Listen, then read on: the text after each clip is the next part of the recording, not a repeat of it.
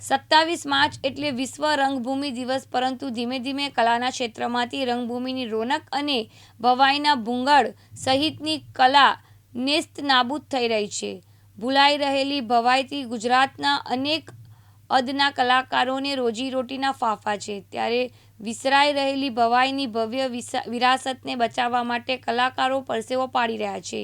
આજે વિશ્વ રંગભૂમિ દિવસ. ભવાઈ લોકકલા લુપ્ત થવાના આરે છે અને ડિજિટલ યુગમાં જૂની કલા લુપ્ત થતી જાય છે અને જૂની ભવાઈ મંડળીઓને જીવનદાન મળે અને કલા સંસ્કૃતિ જળવાઈ રહે તે માટે, તેમજ ઇન્ટરનેટથી દુનિયા સાવ નાની થઈ ગઈ છે, ત્યારે આજે ભવાઈ જોવી કોઈને ગમતી નથી, પરંતુ ભવાઈ સમાજના હર્ષદ વ્યાસ જણાવ્યું કે જય માતાજી, જય ભારત.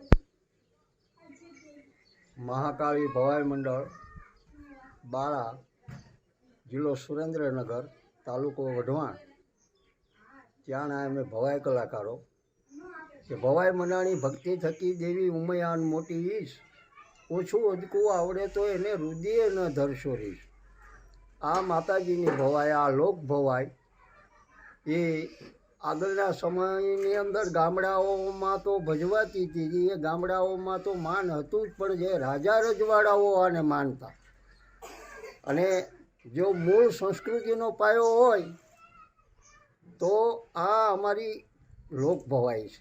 કારણ કે અત્યારે આ ભવાઈ હાવ આથમતાના હારે પહોંચી છે.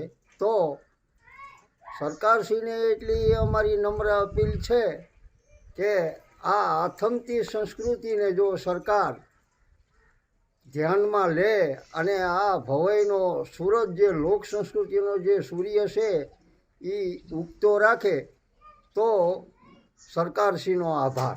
માથે ઓઢી ઓઢણી અને પગે બાંધ્યા ઘૂઘરા, અમે ઘાઘરી પહેરીને પડમાં નાચ્યા, જોનારા કોઈ ના મળ્યા. કવિ કાગ બાપુની પંક્તિ આ ભવાઈ સમાજને યથાર્થ લાગુ પડે છે. આજે વિશ્વ રંગભૂમિ દિવસ, ત્યારે ભવાઈ કળાને યાદ કરવી પડે. આ ભવાઈ કળાને, સંસ્કૃતિને ટકાવી રાખવાનું કામ કરેલું છે, પરંતુ અત્યારે મૃતપાય થતી જઈ રહી છે. ત્યારે સરકારશ્રીને એક જ વિનંતી કે સરકારી યોજનાના પ્રચાર અને પ્રસાર માટે જો આ ભવાઈ કલાકારોને સ્થાન આપવામાં આવે તો જ ભવાઈના ભૂંગળ બચી શકે તેમ છે. જયેન્દ્રસિંહ ઝાલા, દિવ્યાંગ ન્યૂઝ, લખતર, સુરેન્દ્રનગર.